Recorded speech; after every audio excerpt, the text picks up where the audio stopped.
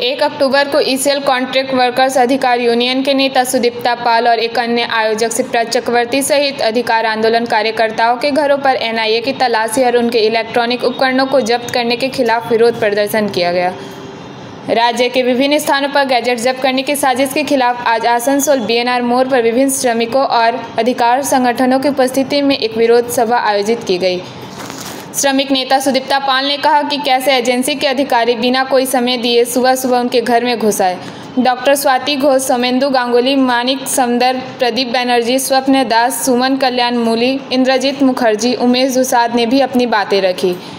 बैठक का संचालन बबुआ चौधरी ने किया। वक्ताओं ने इस राष्ट्रीय आतंक के खिलाफ एकजुट होकर लड़ने का आह्वान किया।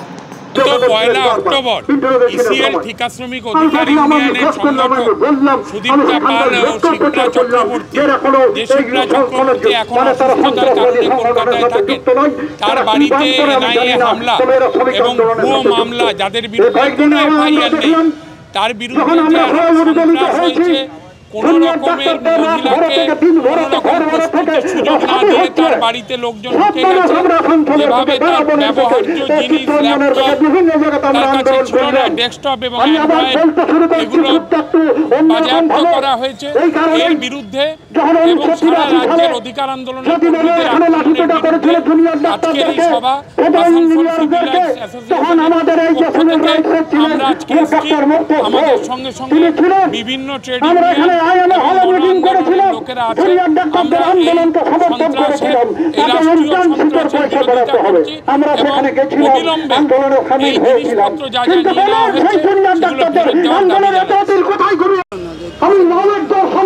আজকে এনআইএর খানা তল্লাশির মাধ্যমে রাষ্ট্র যে সন্ত্রাস নামিয়ে এনেছে, আমার ঘরে বর্বরভাবে 4.5 ঘন্টা ধরে যে খানা তল্লাশি চলেছে এবং পাশাপাশি একই সময়ে এই অঞ্চলে যে শ্রমিক আন্দোলনের সাথে আমরা যুক্ত, তার যে অন্যতম সংগঠক শিবরাজ চক্রবর্তী, তার বাড়িতেও একই সময়ে খানা তল্লাশি হয়েছে।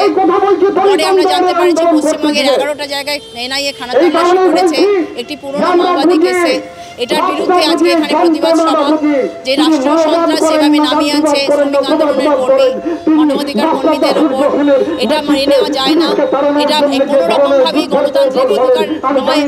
গণতন্ত্র ভারতবর্ষে নেই, এটা গণতান্ত্রিক অধিকারের ওপর আক্রমণ। আমরা শ্রমিকদের বিভিন্ন অধিকার নিয়ে লড়াই করি।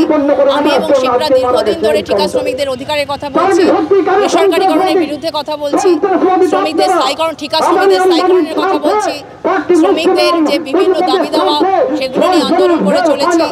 আমরা শ্রম কোড বাতিলের দাবি করছি। এগুলোতে আসলে শাসক শ্রেণী ভয় পেয়েছে, সেই জন্য তারা আমাদেরকে মুখ বন্ধ করতে চায়, তারা সরকার বিরোধী সমস্ত কণ্ঠকে রোধ করতে চায়। সেই জন্য এনআইএর মাধ্যমে এই আক্রমণ তারা নামিয়ে এনেছে। আমার কাজের জিনিস, তারা আমার বড় অ্যান্ড্রয়েড ফোন এবং কম্পিউটারের হার্ড ডিস্ক তারা খুলে নিয়ে চলে গেছে, পেন ড্রাইভগুলো নিয়ে চলে গেছে, প্রচুর নথিপত্র তারা নিয়ে চলে গেছে।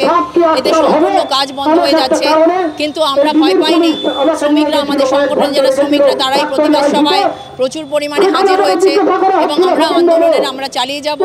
আরও তীব্র হবে আমাদের আন্দোলন এবং এই সন্ত্রাসের বিরুদ্ধে শ্রমিকরা একজোট হয়ে লড়াই করবে এবং এই রাষ্ট্রীয় সন্ত্রাসকে রুখে দেবে। आसनसोल से बीजू मंडल की रिपोर्ट, पीवीटीवी न्यूज़।